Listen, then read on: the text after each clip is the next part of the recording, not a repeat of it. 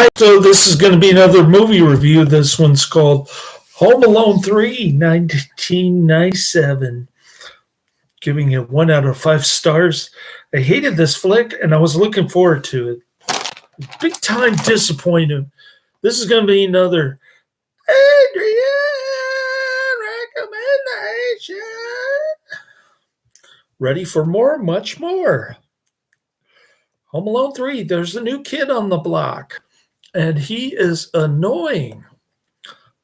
I thought the first kid was kind of irritating, but this kid is just obnoxious. And this one has even more cartoonish ridiculousness. And it's got a very young 10-year-old looking Scarlett Johansson. She looks like she's about 10 in this. Home Alone 3 is a 1997 U.S. family comedy film. Directed by Raja Gosnell in his directorial debut. He's got some pop punk music going throughout a Christmas movie. It sounds like punk satellite radio from 5 years ago or something. Written and produced by John Hughes and starring Alex D. Linz and Haviland Morris. The sequel to Home Alone 2, Lost in New York, 1992. It follows Alex Pruitt, an 8-year-old boy who defends his home from a dangerous band of international criminals working for a North Korean terrorist organization. It is the third film in the Home Alone franchise, the only one not set during Christmas, takes place right after Christmas. Oh, that explains the punk music.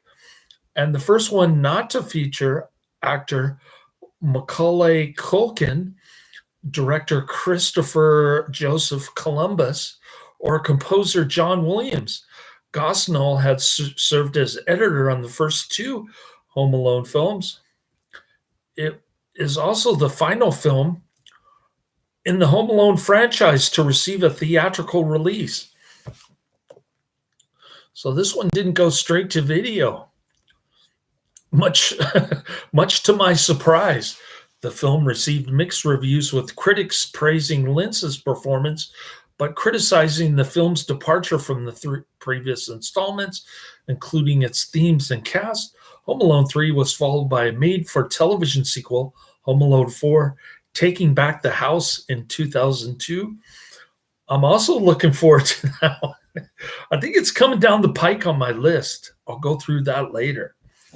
But first, the production company, which you mentioned, is Hughes Entertainment and Fox Family Films. We've got 2 of them.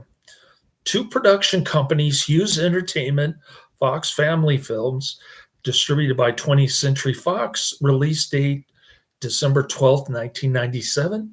Running time 102 minutes. Country United States, language English. Budget of $32 million and box office of $79.1 million. So, as you can tell, they're from the budget and the box office, they're starting to milk a cow that's getting dry already. Peter Beaupre, Alice Ribbons, Burton Jerrigan, and Earl Unger are 4 internationally wanted criminals working for a Hong Kong-based terrorist organization linked to North Korea in Silicon Valley, California.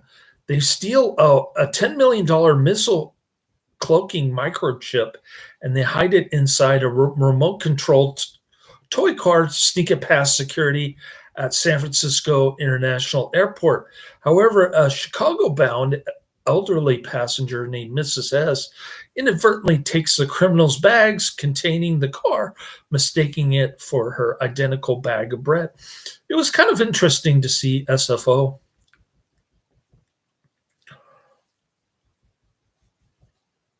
Inside the actual airport, because it looks the same as I remember. This was filmed in 1997, so it's kind of a time capsule, if you will, of San Francisco International Airport, also known as SFO.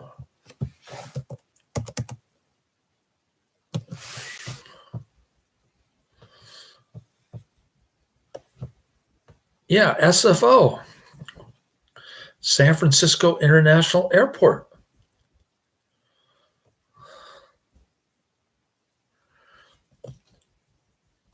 All right. However, a Chicago-bound elderly passenger named Mrs. Hess inadvertently takes the criminal's bag containing the car, mistaking it for her identical bag of bread. The criminals arrive in Chicago and they systematically search every house in Hess's suburban neighborhood to find the chip. So this is less of a Home Alone theme. It's more of a international espionage, I think. 8-year-old Alex Pruitt is given the toy car by Hess as payment for shoveling her driveway. He returns home and discovers that he has chicken pox and he must stay home from school. He's even got chicken pox on his bum.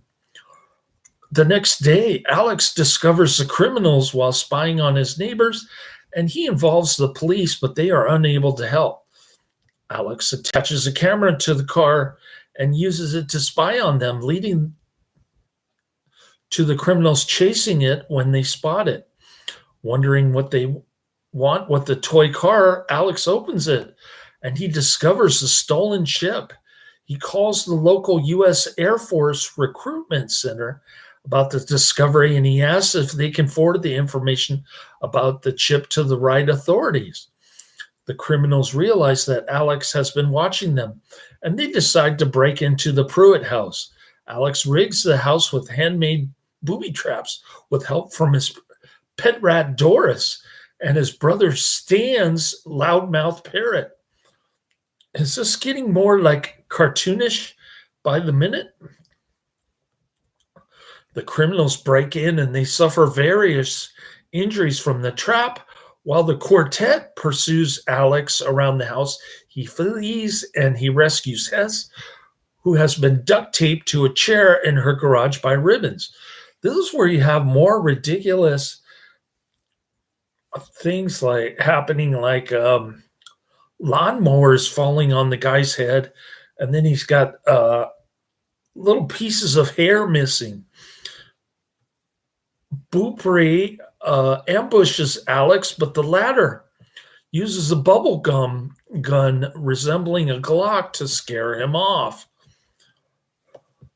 FBI agents and the police later arrive and they arrest Ribbons, Jerrigan, and Unger, having received a tip from the recruitment center. However, Beaupre hides in a makeshift snow fort in the backyard. Stan's parrot discovers him, and the parrot threatens to light fireworks, which are lined around the inside. Beaupre offers a cracker in exchange for silence, but the parrot demands two, just like he did in the first part when the kid gave him two crackers.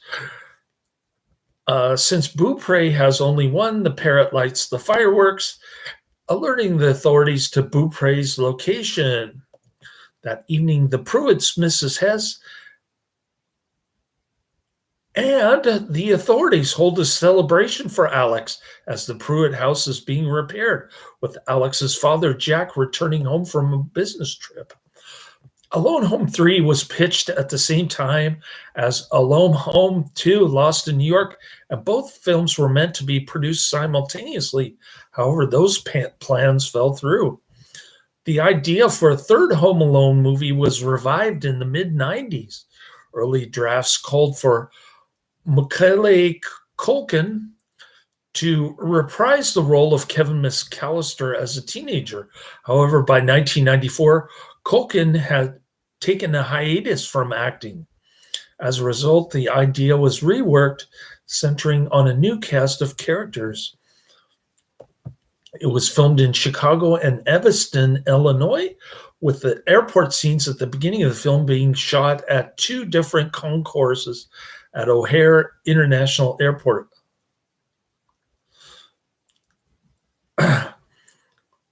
So,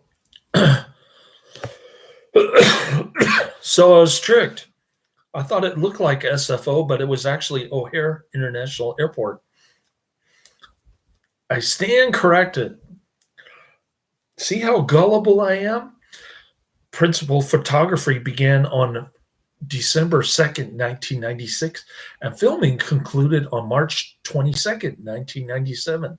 Fox Family Films was a division of 20th Century Fox responsible for the production of the film.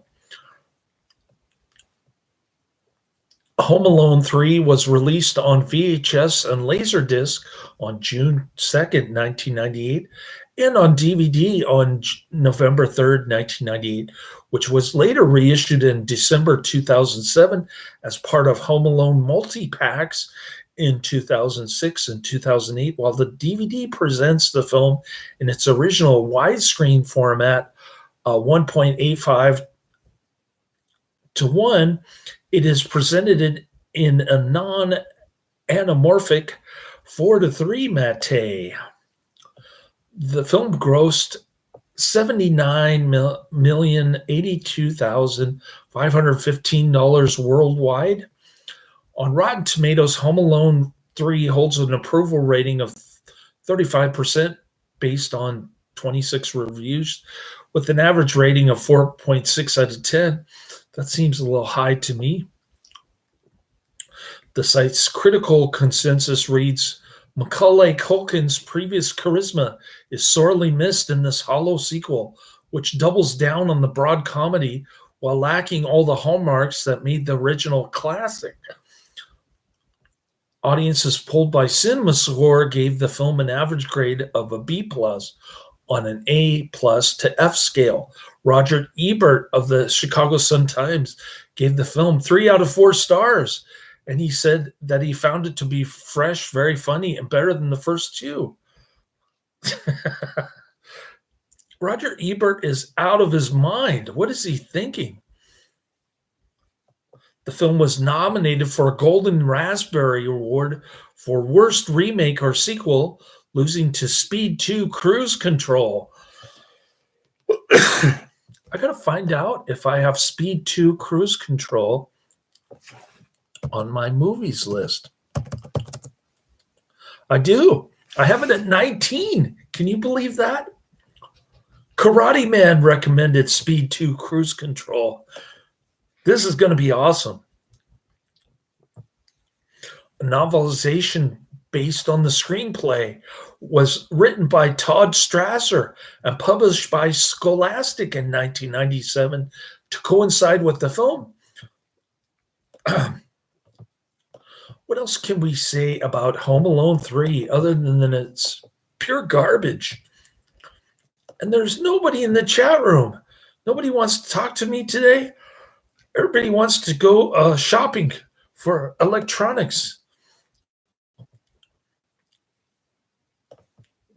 Alone 3, 1997, rated PG, 1 hour, 42 minutes. Gets a low 4.6 out of 10, 129,000 ratings. This is big time lamestream stuff. 855 in terms of popularity, up 738 due to the holiday season.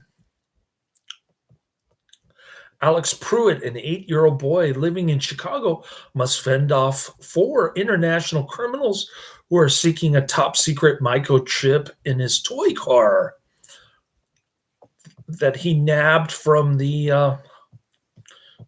his elderly neighbor after shoveling some snow in her driveway.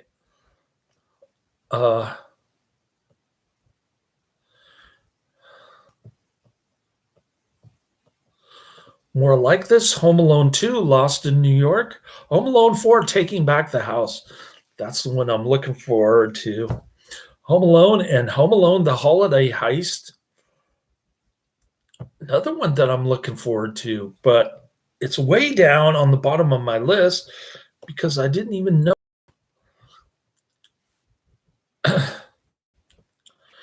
Macaulay Culkin refused to do this film simply because he'd grown tired of the role and he felt that there was nothing else he could have done with it.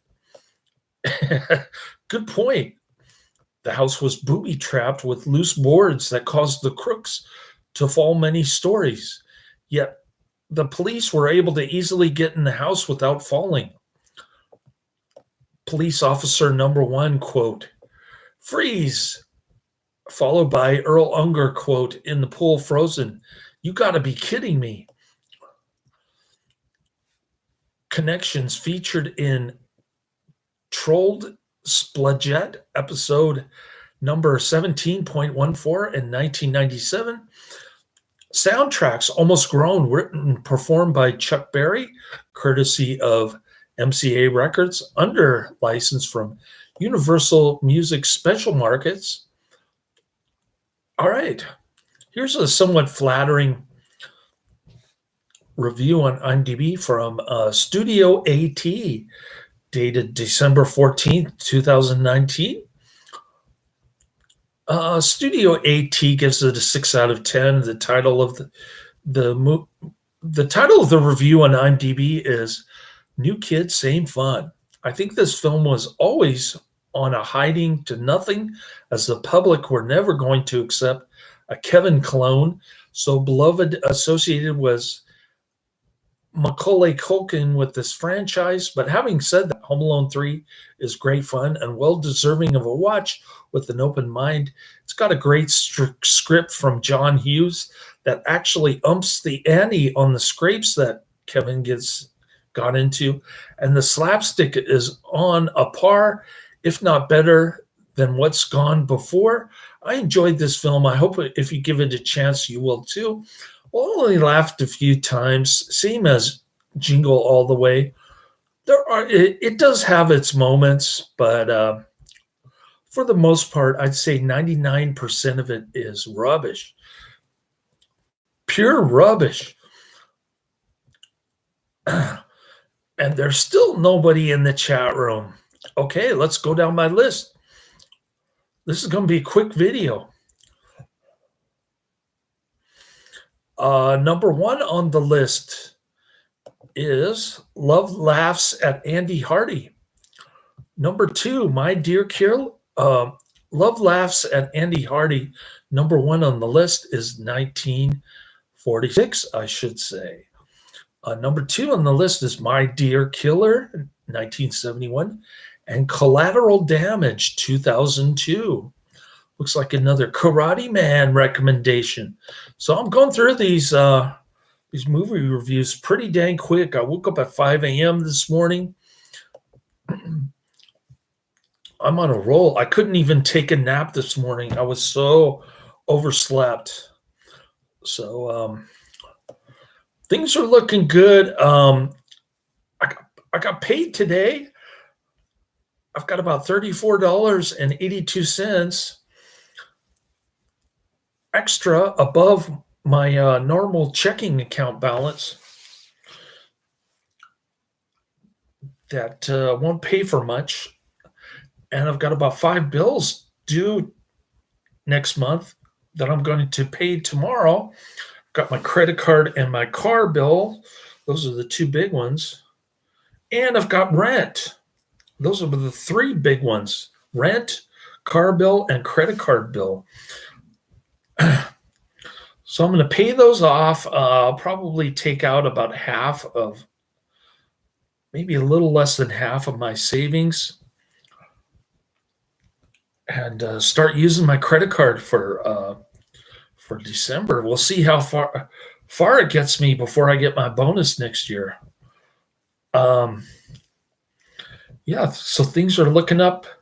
My case is progressing. I think the owners have to respond by December 8th. And things are looking up. I finally got a response from my parochial vicar, but he's like a broken record. He'll say there's nothing wrong with Vatican II. All the doctrines in the CCC, and that's all you need to know. But unfortunately, the CCC says that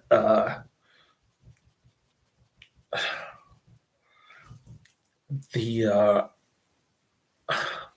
the Muslims worship the same God as Catholics.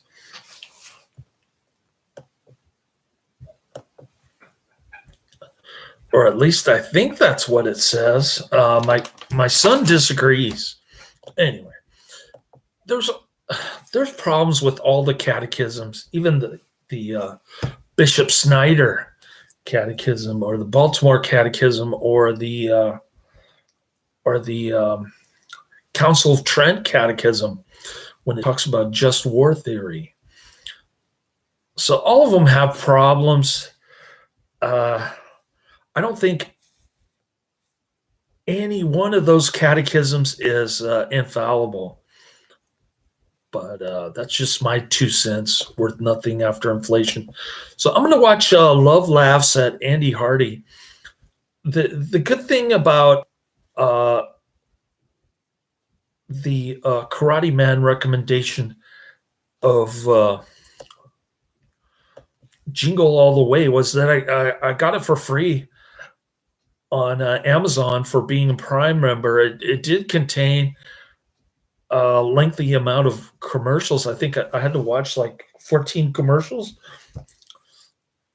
So they're trying to mimic Tubi, where they do free streaming if you're a Prime member.